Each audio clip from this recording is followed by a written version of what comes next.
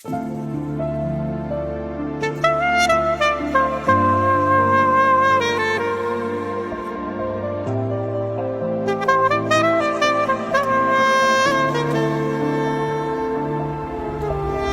uyandım, seni yanımda istedim.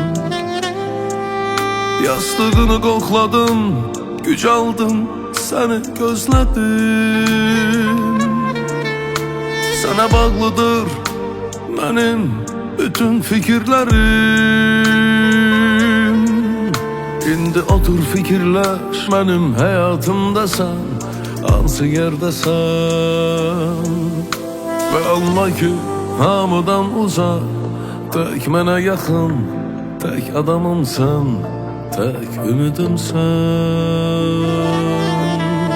Sarıl, sıx qollarına, kucaqla məni.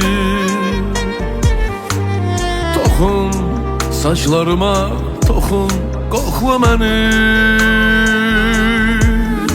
Sana olan hisslərimi yazmışam cəmi iki sözlər.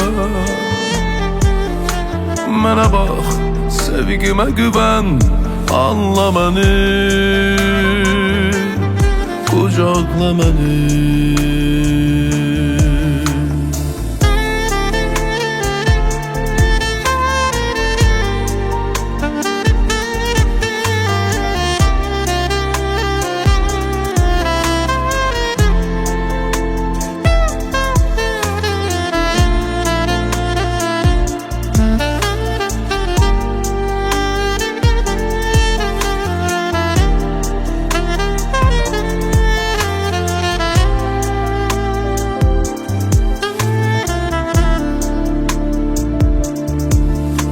Sen yuxuda olanda dayanıp seni izledim. Seni pencereden esen küləkdən də gözledim. Sana bağlıdır benim bütün fikirlerim. İndi otur fikirler, benim hayatımdasan, hansı yerdesən. Anla ki hamıdan uzak, tek mənə yaxın, tek adamımsan, tek ümidimsən. Sarıl, sıx qollarına, kucaqla məni. Toxun saçlarıma, toxun, qoxla məni.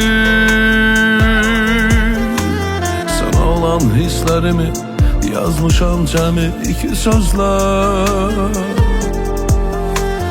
Mənə bax, sevgimə güvən, anla məni,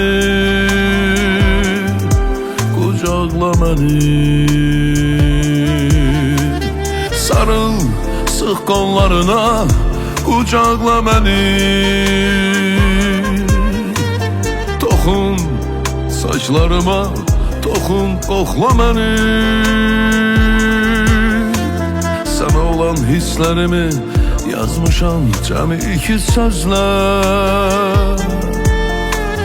Mənə bax, sevgimə güvən, anla məni, kucaqla məni.